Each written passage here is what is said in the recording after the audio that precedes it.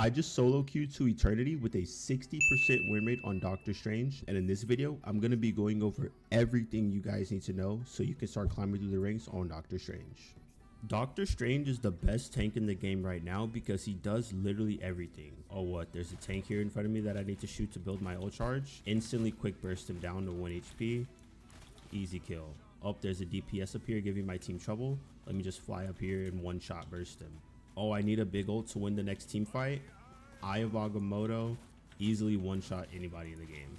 Oh, there's a difficult choke point to push through. Let me just teleport my entire team behind the enemy so we don't have to walk through their choke point. The first thing I'm going to start out with is your primary attack. This is going to be a projectile that throws out 5 daggers. Each dagger is going to do 18 damage without damage fall off, which kicks in at 20 meters, and it has a maximum range of 30 meters. The second thing I'm going to talk about is your right click, which is a shield that has 800 health that can be tilted upwards and to the sides, but not down. The second ability I'm going to go over is your movement ability. When you press left shift, it'll activate, and this basically just gives Doctor Strange flight.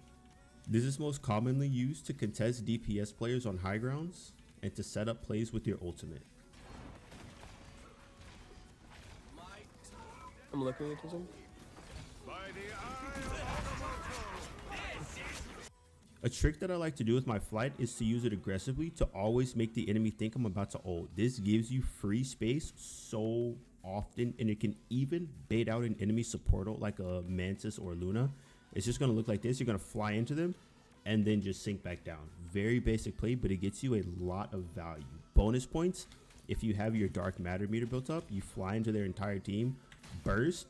If you burst like 5 people, you can literally get like 30% ult charge, and you're going to force the enemy back and maybe force out an ult or another cooldown because they think you're going to ult. This is a combo I use all the time in high rank, and I'm always seeing success with it. The next thing we're going to talk about is Doctor Strange's third ability, which once you build up that meter at the middle of your screen to 100, you can then release it for maximum damage. Each point of dark energy is going to deal 1.3 damage, so at full 100 charge you do 130 damage. This meter can be built up simply by just damaging enemies by either your left click or your melee attack. One thing to note with Doctor Strange is you do actually have a longer melee than the rest of the cast, and each melee on each target will give you 10 bonus points towards your power meter.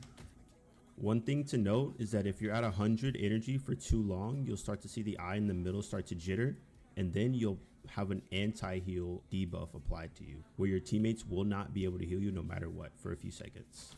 The last ability to go over is your teleport. This is by far one of the best non-ultimate abilities in the entire game, as it gives you the opportunity to reposition your entire team, but it can be used in 2 separate ways, right? The most common way you're going to see it used is you activate it, and then let's say you want to TP on the high ground behind the enemy, and then boom, you would just walk through it, and now instead of being down there trying to push into the enemy team, now I'm behind them. The second way you'll see it used is defensively to counter an enemy's teleport. So when you activate it at first, you're not going to want to move it at all. You're going to left click again to hit reposition, and this allows you to place both ends of the teleporter, not just one. That's how you see Doctor Strange players counter TPing the enemy. So let's see if there was a Strange teleporting right here. I would just place the portal in front of him. His team will think that that's his portal. They'll walk through it, and realistically, they'll fly off the map right there instead. Your last ability, Eye of Agamotto, separates an enemy's soul from their bodies and allows you to shoot them for free. So you see here, his soul and then his body. I have to damage the body in order to kill him, not his soul. One thing to note that with Eye of Agamotto is actually the soul and the body deals damage. So if you sit here and you get to full charge, as you'll see here in a second, when this guy respawns, if I Eye of Agamotto and then I E, I release all of my energy and I pretty much almost one-shot. The general playstyle you're going to want to do with Doctor Strange is to just farm your dark matter meter and your ult charge off of the enemy tank, and then look for a one-shot on a squishy. Or if you see an enemy DPS taking a really oppressive angle, you're just going to fly up on them and try to hit them with a one-shot combo as well. You're going to want to cycle your damage matter as much as you possibly can. This is your bread and butter on Strange, and having high uptime with your dark matter will single-handedly carry games, as it allows you to do more damage, have higher value ults, and pressure out so many abilities and ultimates from support players. Now for the quick drop one-shot combo on Strange, you don't even need any energy, but it is more consistent if you do have energy, so they can't get healed through it. But you're gonna left click melee, left click burst, and you can easily one-shot pretty much any squishy in the game unless they get healed. Now to end off the video, I'm going to show you guys a game and give you guys a full breakdown where I go 42-3 on Doctor Strange. So starting out first fight here, I'm doing exactly what I told you guys, looking for pokes on their tanks to build up my dark matter meter, and then when I see the opportunity, flying in the air, trying to bait them back and use my dark matter to hit as many people as I can. Unfortunately, I did kind of mess it up there with my timing, but you get the idea of kind of what I'm doing here. Once again, same thing, I'm not being afraid to take damage, but when my shield does breaks, I'm always looking to play on natural cover. Again, I'm going to fly up here, get a big E on their team, and I get a bunch of ult charge off that one play. But you see all the space I've gained from just those two simple plays of flying in the air and using my dark matter. Walking into this next fight here, my team is chasing staggers as we just kept the point. You see me getting in melees to build up my dark matter meter when I don't have ammo. Again, I get the green light here to be aggressive. I'm going to walk into their whole team, use my dark matter to build up my ultimate. I do have high dark matter meter, which means I can go for a one shot. I go for it on the Namor, but unfortunately he does get his bubble off. But once again, you see the decision that needs to be made. If I have high matter, I'm going to look for a one-shot combo. If I don't have high matter, I'm going to look to build high matter off of a tank. Unless there's a squishy in front of me that's super isolated that I can just pick apart easily. So this is the last fight of the game here. I kind of skipped forward to it just to show you guys how much power you hold as Doctor Strange when you're just in the sky. Like, I'm not even shooting my gun half the time. And look at how many resources, how much attention I'm drawing from the enemy team. I'm not even looking to ult at first. I see a good opportunity for one here and I pick up a quick 3K. But the first thought in my mind isn't even to use my ults. It's just to draw attention. And then once the opportunity presents itself, that's when I then ult and pick up a 3K.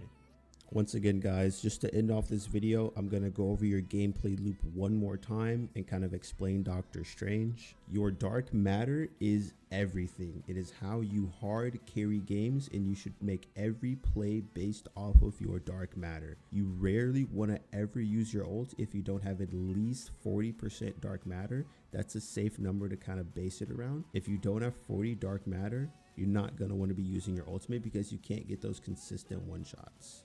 You should always be playing this character with the mindset of how do I build dark matter the fastest and how do I release it on the most people as possible, as that's what's going to lead to the most one shots, the most amount of ultimates, and the most amount of abilities and resources that you can drain out of the enemy team, which is the most important thing in Marvel Rivals.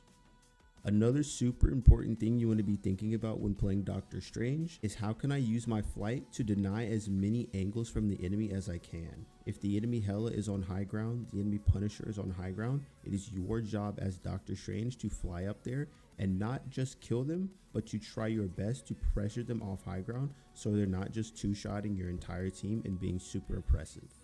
Again, Doctor Strange is a do-it-all hard carry character. You should be doing everything on this character because he does everything. He contests high ground, he one-shot squishies, he has the best ability in the game, one of the best ultimates, self-sustain, team sustain. This guy has it all, so you should be doing it all.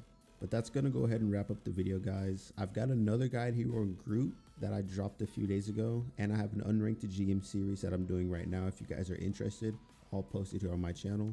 Thanks for watching. Bye-bye.